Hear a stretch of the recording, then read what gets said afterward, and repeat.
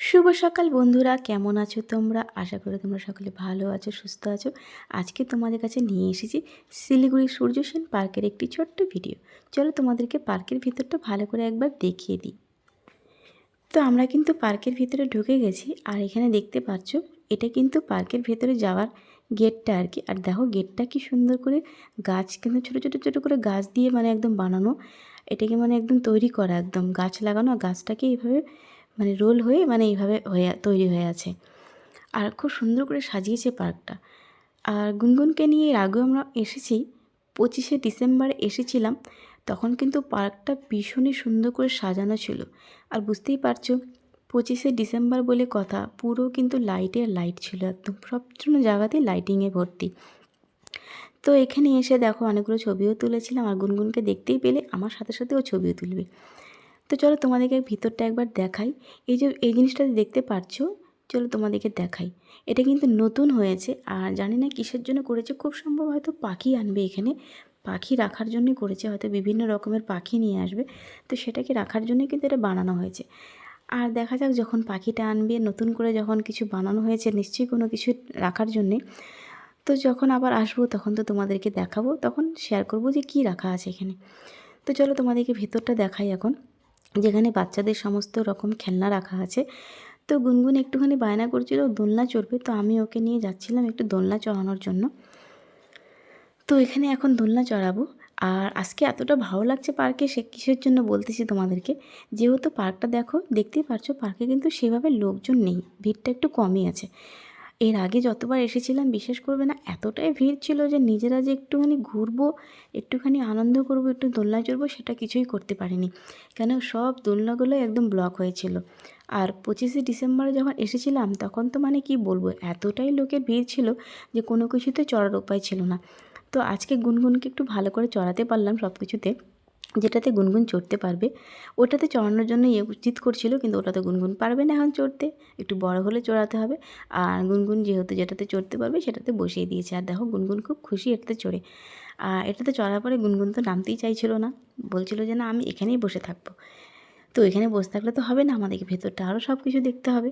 তো খানিকক্ষণ চড়ানোর পরে আমরা আবার নেমে ওই ভেতরটাতে যাবো আর কি। আর সত্যি বলতে কি জানো তো, পার্কে আসলে কিন্তু মানে বড়রাও কিন্তু বাচ্চা হয়ে যায়। এখানে এসে দেখো আমিও একটু বাচ্চা হয়ে গেছিলাম, আমরা সবাই বাচ্চা হয়ে গেছিলাম এখানে এসে আমিও দোলনায় চড়েছি। খুব ভালো লাগছিলো এসে। আর ফাঁকা ফাঁকা ছিল বলে না একটু বেশি ভালো লাগছিলো, আর লোকজনের ভিড় হলে না একটু মজাটা কমই হয় অবশ্য। আর এদিকে দেখো গুনগুনকে নিয়ে আমি বসে পড়েছি দোলনাতে, আর গুনগুন তো খুব খুশি দোলনাতে দেখে, ও কিন্তু দোলনা চড়তে ভীষণ ভালোবাসে। আর আমি আর গুনগুন বসে পড়েছি, আর মা পেছন দিয়ে আমাদেরকে দুলিয়ে দিবে আর কি। ভালো লাগলো বেশ। পার্কটা যারা শিলিগুড়িতে থাকো তারা তো জানো সূর্যসেন পার্কটা কেমন, আর যারা দূরে থাকো তারা যদি কোনো দিন শিলিগুড়িতে আসো তো এই পার্কটাতে নিশ্চয়ই একবার ঘুরে যেও, দেখবে তোমাদের ভালো লাগবে। আর দোলনা চড়তে কিন্তু সবারই খুব ভালো লাগে, আমার তো ভীষণ ভালো লাগে দোলনায় চড়তে। আর মনে হচ্ছিলো যে দোলনাতেই বসে থাকি, আর নামতে ইচ্ছা করছিল না। বোন বলছিল আরে নাম, আমরাও তো চড়বো। তো একটু পরে কিন্তু বোনও চড়বে গুনগুনকে নিয়ে। আর দেখো বলতে বলতে বোন গুনগুনকে নিয়ে দোলনায় বসেও পড়েছে। আর মাও ঠিক আমাকে যেরকম দোল খাইয়ে দিচ্ছিলো, তো এখন বোনকে আর গুনগুনকে একটু দোল খাইয়ে দিবে। তো এরপরে আমার মাকেও বলছিলাম যে মা তুমিও এখন ওঠো একটুখানি দোলনাতে। তো মা তো কিছুতেই চড়বে না, বলছিলো না আমি উঠবো না, তোরাই ওঠ। তাও মাকে জোর জবরদস্তি করেও উঠালাম আমরা দোলনাতে। আর গুনগুনকে নিয়ে দেখো মা বসে আছে, আর বোন এখন পিছন দিয়ে দোল খাইয়ে দিচ্ছে।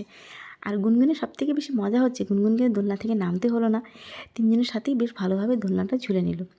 আর এখন দেখো গুনগুনকে একটু ঘোড়ার পিঠে বসিয়ে দিয়েছি, আর ওকে ঘোড়াটা চালাচ্ছি।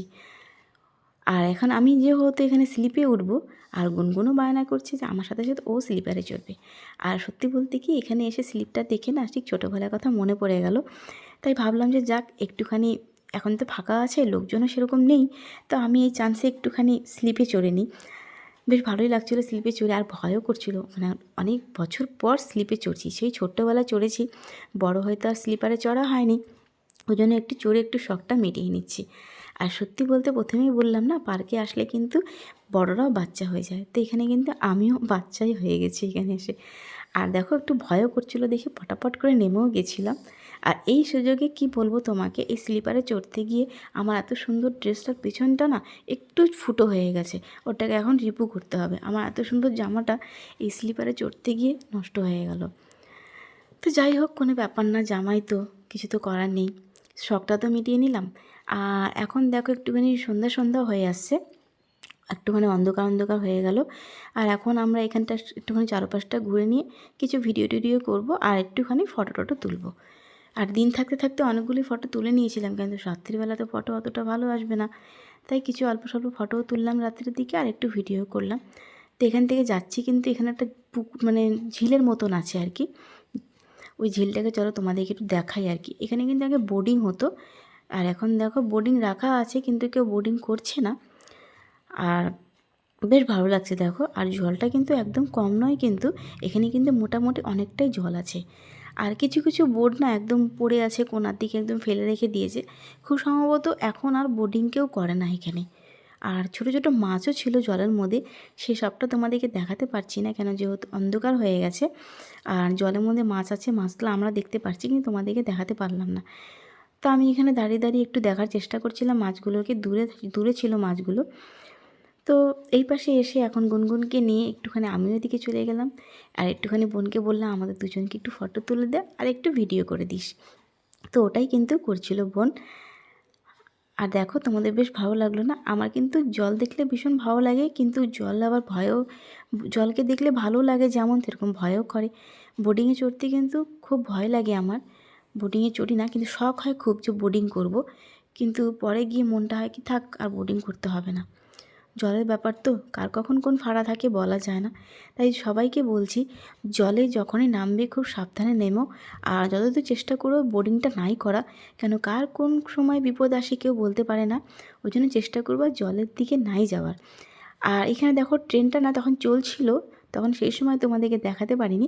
আর এখন দেখো ট্রেনটা থেমে আছে এখানে, এটা বাচ্চাদেরই ট্রেন, সবাই ওঠে এখানে, তাই ভাবলাম তোমাদেরকে একটু ভিডিও করে দেখিয়ে দিই। আর আমাদের তো পার্কের ভেতরে ঘোরা হয়ে গেছে, আর চলে আসলাম সজ্জা কিছু খাওয়ার জন্য।